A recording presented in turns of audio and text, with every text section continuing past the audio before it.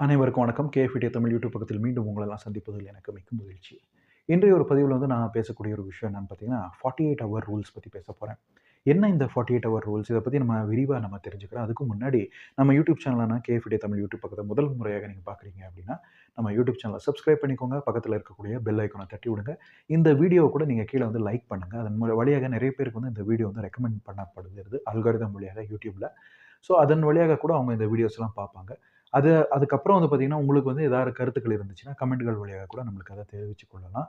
உங்களுடைய நண்பர்களுக்கு, உறவினர்களுக்கும் இந்த வீடியோஸ் பரிந்துரை செய்யுங்க. அவங்களுக்கு கூட இத வீடியோஸ ஷேர் பண்ணுங்க.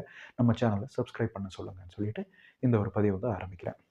இப்போ பார்த்தீங்கன்னா, பொதுவா நம்மளுக்கு நம்மளுக்கே தெரியாம இம்பல்ஸ் பையிங் அப்படின்ற ஒரு சைக்காலஜிக்கல் ஒரு விஷயம் இருக்கு. இந்த இம்பல்ஸ் பையிங் அப்படின்னா என்னன்னா, நம்ம ஒரு பொருள வாங்குறோம் அப்படின்னா, அந்த பொருள் சார்ந்த ஆக்சஸரீஸ் ஆகட்டும், அல்லது பார்த்தீங்கன்னா, நம்ம ஏதோ ஒரு பொருள வாங்கணும்னு சொல்லி ஒரு ஆன்லைன் பிளாட்ஃபார்ம்ல போயிருப்போம். ஆனா, அந்த பொருள தவிர்த்து வேற ஏதோ ஒரு பொருள ஆர்டர் பிளேஸ் பண்ணிட்டு அந்த பொருள வாங்கிருவோம். ஸோ இந்த மாதிரியான நம்மளுக்கே நம்மளுடைய ஒரு கண்ட்ரோல்ல இல்லாம தேவையில்லாத பொருட்கள அனாவசியமாக பணத்த செலவு பண்ணி வாங்கக்கூடிய ஒரு விஷயத்த தான் நம்ம இம்பல்ஸ் பையிங் அப்படின்னு சொல்றோம். ஸோ எதுக்கு இந்த இம்பல்ஸ் பையிங் பத்தி நான் இப்போ பேச போறேன் அப்படின்னா, முக்கியமா நம்மளுடைய சேனல்ல நம்ம அ பொருளாதாரத்துக்கு சம்மந்தப்பட்ட தகவலாகட்டும், அல்லது பார்த்தீங்கன்னா, சேமிப்பு குறித்த ஒரு தகவலாகட்டும், முதலீட்டுக்கு சம்மந்தப்பட்ட தகவல்கள் நான் உங்ககிட்ட ஷேர் பண்ணிட்டு இருக்கேன். அப்படி இருக்கிறப்போ பார்த்தீங்கன்னா, எக்ஸ்பென்சஸ் கூட மிகப்பெரிய ஒரு முக்கியத்துவம் இந்த இதில வகிக்குதுன்னு சொல்லலாம். ஏன்னா, நீங்க எவ்வளோத்துக்கு எவ்வளோ சேமிப்பு செய்றீங்களோ, உங்களுடைய எக்ஸ்பென்சஸ் அல்லது செலவுகள நீங்க கட்டுப்பாட்ல வச்சா தான், அந்த விதமான சேமிப்பையோ அல்லது முதலீடையோ நீங்க பண்ண முடியும். நீங்க உங்க கிட்ட செலவே அதிகமா இருக்கு அப்படின்றப்போ, நீங்க என்ன பண்ணலாம்னா, இந்த மாதிரியான சேவிங்ஸ் அல்லது முதலீடு பண்றதுக்கான வாய்ப்புகள் உங்களுக்கு அமையாம போகலாம். அதனால தான் இந்த இம்பல்ஸ் பையிங்க நம்ம தடுத்து நிறுத்துறது வழியாக நம்மளோட எக்ஸ்பென்ஸ கண்ட்ரோல் பண்ண முடியும். நம்மளுடைய செலவுகள கண்ட்ரோல் பண்ண முடியும். ஒரு பக்கம் செலவுகள நம்ம கண்ட்ரோல் பண்ணிட்டோம்னா, ஆட்டோமேட்டிக்கா அந்த செலவ நம்ம சேமிப்பா மாத்துறதுக்கான வாய்ப்புகள் உருவாக்க முடியுன்ற ஒரு விஷயம். ஸோ, இந்த ஒரு பொருள நம்ம வாங்குறோம் அப்டின்னா 2 விஷயம் நம்ம கடைபிடிக்கணும். ஒண்ணு பார்த்தீங்கன்னா நீட்ஸ், 2வது பார்த்தீங்கன்னா வாண்ட்ஸ். நீட்ஸ் அண்ட் வாண்ட்ஸ்னா அந்த பொருள் வாங்குறதுனால நம்ம வாழ்க்கையில ஆகக்கூடிய மாற்றங்கள் என்ன அப்டின்னு தெரிஞ்சுக்கிறது தான் நீட்ஸ். 2வது வாண்ட்ஸ். இந்த பொருள வாங்குறதுனால என்னுடைய வாழ்க்கையில உண்மையாவே மாற்றம் நிகழ்வு ஆகுதா? மாற்றம் நிறைவேறுதா? அப்டின்னு தெரிஞ்சுக்கிறது தான் பார்த்தீங்கன்னா வாண்ட்ஸ். ஸோ வாண்ட்ஸ்னா அந்த ஒரு பொருள் அத்தியாவசியமான ஒரு பொருளா இருக்கு. நம்ம வாழ்க்கைக்கு அது தேவைப்படுது அப்படின்றது தான் வாண்ட்ஸ்ல வரும். நீட்ஸ்ன்றது அது நம்மளுக்கு தேவைப்படலாம், படாம கூட இருக்கலாம் அப்படின்ற ஒரு விஷயம் தான் அந்த நீட்ஸ்ன்ற ஒரு இதுல வரும்.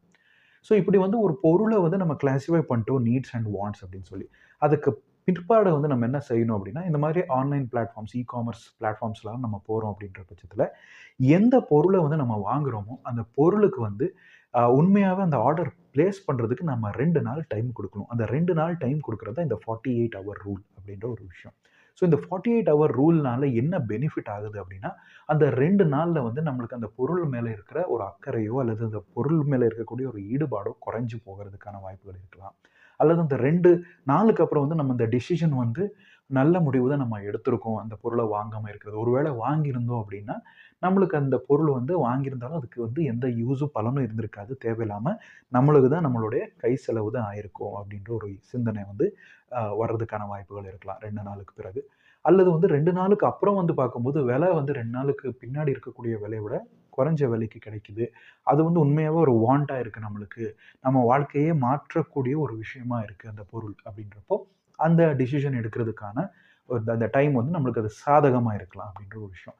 எத விட நம்ம இதுல மெயினான ஒரு பாயிண்ட் என்ன அப்படின்னு பார்த்தீங்கன்னா, இந்த 48 மணி நேரம்ன்றது நம்மளுடைய பொறுமைய சோதிக்கிற ஒரு விஷயமா இருக்கு. ஸோ நம்மளுடைய பொறுமை எப்படி இருக்கு? அந்த பொறுமையின் அடிப்படையில பார்த்தீங்கன்னா, நம்ம செலவுகள எப்படி கட்டுப்படுத்தலாம் அப்படின்ற ஒரு விஷயம் தான் இந்த 48 ஹவர் ரூல்ஸ் அப்படின்னு நம்ம சொல்றோம். ஸோ இந்த 48 ஹவர் ரூல்ஸ நம்ம கடைப்பிடிக்கிறப்போ, இந்த ரூல கடைப்பிடிக்கிறது மூலமாக நம்மளுடைய ஆசைகள் என்ன இருக்கு? நம்மளுடைய ஏக்கங்கள் என்ன இருக்கோ, அத நம்ம கட்டுப்படுத்துறோம். ஸோ அந்த ஏக்கங்களும், ஆசையும் நம்ம கட்டுப்படுத்துறதன் வழியாக, உண்மையாவே அந்த ஆசைகளோ, ஏக்கங்களோ நம்மளுக்கு தேவையா? இல்லையா? அப்படின்ற ஒரு கேள்வி நம்ம எழுப்புறோம் மனசுக்குள்ள. ஸோ மனதளவுல பார்த்தீங்கன்னா, உள் மனசுல நம்ம என்ன சொல்றோம் அப்படின்றா, இந்த மாதிரியான பொருள் வாங்க வேண்டிய அவசியம் நம்மளுக்கு இல்ல அப்படின்றது தான் உள் மனசு சொல்றப்போ, அந்த ஒரு பொருள நம்ம தள்ளி போடுறோம். ஸோ இதனால தான் என்ன ஆகுதுன்னா, நெறைய பேர் இந்த இம்பல்ஸ் பையிங்கின் வழியாக ஏதோ ஒரு வண்ணம், ஒரு கலர், ஒரு டெக்ஸ்சர் அல்லது ஒரு ஃபீலிங் அல்லது ஒரு மெமரி இதில வந்து லிங்க் பண்ணி தான் ஒரு பொருள வந்து விப்பாங்க.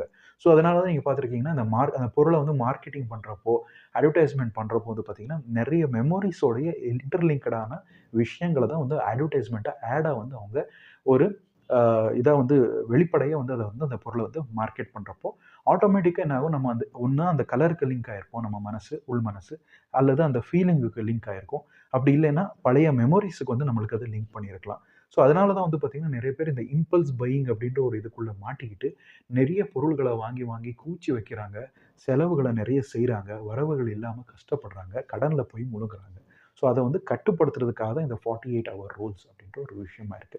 இத கடைப்பிடிச்சீங்கன்னா, உங்களுக்கும் கூட செலவுல வந்து ஒரு கண்ட்ரோல் வரும். ஒரு பிடி இருக்கும். செலவுல வந்து ஒரு பிடிவு இருந்துச்சுன்னா, ஆட்டோமேட்டிக்கா உங்களுக்கு வந்து எப்படி அந்த பிடிய வச்சுக்கிட்டு நீங்க உங்களுடைய செலவ கட்டுப்பாடுல வச்சுக்கிறது மூலமாக இருக்கக்கூடிய பணத்த வந்து எப்படி நீங்க மிச்சம் பண்ணலாம்? மிச்சம் பண்ண பணத்த எப்படி நீங்க வந்து சேமிக்கலாம்? சேமிச்ச பணத்த வந்து எப்படி நீங்க முதலீடு பண்ணலாம்? அப்படின்ற முடிவுகள வந்து நீங்க எடுக்கிறதுக்கான ஒரு வாய்ப்ப வந்து அமைச்சு குடுக்கும் இந்த 48 ஹவர் ரூல் அப்படின்ற ஒரு விஷயம். இந்த பதிவு உங்களுக்கு பிடிச்சிருந்தா லைக் பண்ணுங்க. இந்த தகவல் உங்களுக்கு பிடிச்சிருந்தா லைக் பண்ணுங்க. அதே போலவே இந்த வீடியோஸ் நம்ம போடக்கூடிய அன்றாட போடக்கூடிய பொருளாதார சம்மந்தப்பட்ட வீடியோஸ்லாம் நீங்க தொடர்ந்து பாருங்க. மீண்டும் இன்னொரு தலைப்பில சந்திக்கும் வரை உங்களிடம் விடைபெறுவது உங்கள் சந்தோஷ். நன்றி, வணக்கம்.